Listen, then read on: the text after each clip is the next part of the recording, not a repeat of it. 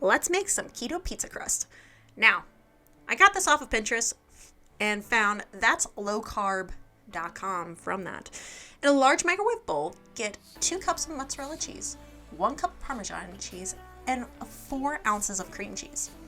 And then you're going to go ahead and throw that in the microwave for about 1 minute. And after that, you're going to stir it. It's not going to look how you want right on the spot. So what you're going to do next is you're going to need to put it back in the microwave for another 45 to 60 seconds. I did it for another minute additional to that. So it's going to look like this after the fact. You're going to need to mix it up because the cream cheese is still going to look solid. Once you mix it all together, the heat's going to make it melt a little better. And it's kind of going to look like this, and it really looks good. Now, in a separate bowl, you're going to go ahead and get 3/4 of a cup of almond flour.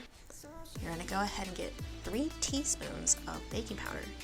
And then you're going to do 2.5 tablespoons of Italian seasoning. Now, I broke my tablespoon, so I just use a teaspoon. Now, with teaspoon to tablespoon conversion, you just double it. And that's how you get a tablespoon out of a teaspoon. You're going to mix it well together. Now, after you do this, you're going to go ahead and get your original bowl out. In a separate container, get 2 eggs, break it, mix it, make sure there's no shells, and then put it in this bowl right here. Now, you're going to go ahead and pour half of the almond flour mixture into this and stir it well. Now, let's be real, a fork's not going to do it. As you see, it's not mixing it to your heart's desire. It's just not there. You're going to use your hands. But learn from my mistake. Please remember to grease your hands. I didn't read the instructions right away, fully through it, to see at the end of the sentence if it's helpful. Grease your hands for at least the last step. You're going to add the rest of your almond flour mixture into this. And let's get really down to this. You need both hands. It's going to be messy, but it's going to look great in the end. So mix that up really well. You're going to start shaping it into a ball. This ball is going to be your friend. This is going to make you feel like a cook. It's going to make you feel like a chef. Chef? Wow, English is hard for me. But, sorry, my comical humor here. Sorry, back to business. Go ahead and make this into a ball. Mix this very well together and make this look like a pizza dough ball. And you're going to go ahead and put some plastic wrap over this and put it in the fridge for about 30 minutes.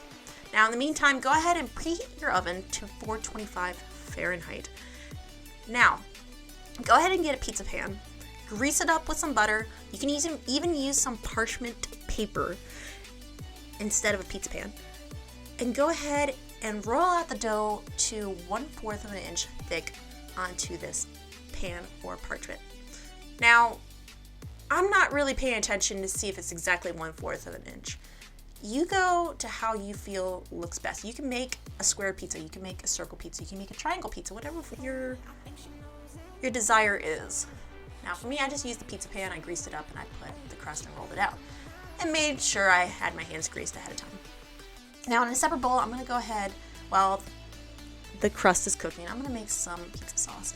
I'm gonna get a small container and use half of the tomato paste. I'm gonna add the following ingredients. I've added Italian seasoning, oregano, salt, pepper, and a little bit of paprika. I'm just using sprinkles, so I'm not using very much to it. It's just very easy. And then you're also going to add the same amount of water you added, just as much of tomato paste, if that makes any sense. Which in the instructions says 1/4 if you're using a whole can. So I use not even 1/4. And mix it all together. It's not going to look right away. You're going to need to mix it up really well to get all the seasonings and the water and tomato paste to mix really well together. Now, keep in mind that the crust is cooking for 15 to 20 minutes. Take some time to cook. So, in the meantime, while you get your crust out, you're going to go ahead and put that tomato paste on. Or tomato sauce, I should say. Correction, because you did add seasoning. It's no longer just tomato paste. So, what I'm going to do is I'm going to add some mozzarella cheese. I'm going to add some cheddar. I'm going to add some Parmesan. And I'm going to go the whole 9 yards. I'm going to add as much cheese as I want and as much as I desire. You can put vegetables on this as long as it's low carb to keep it keto. That's totally fine. You're going to put it in for an additional 10 to 12 minutes. I did 10 minutes and it looked really good. Now, if you're just craving for pizza and you're not like looking for the greatest crust out there, this is what you can do. This will suffice that craving. For me, the crust isn't 100%. No crust will be at your wanting unless you mess around and finagle it and find your desired crust looking. You can make it cook longer and maybe get that sufficiently how you want, but it is give and take and it's a lot of fun to do. But if you liked what you saw here, please remember to like and subscribe to this channel. Or you can watch me make stuff live on stream on Twitch at www.twitch.tv/Sternside. Thank you for hanging out. Everything for the recipe will be in the description down below. Have a good day.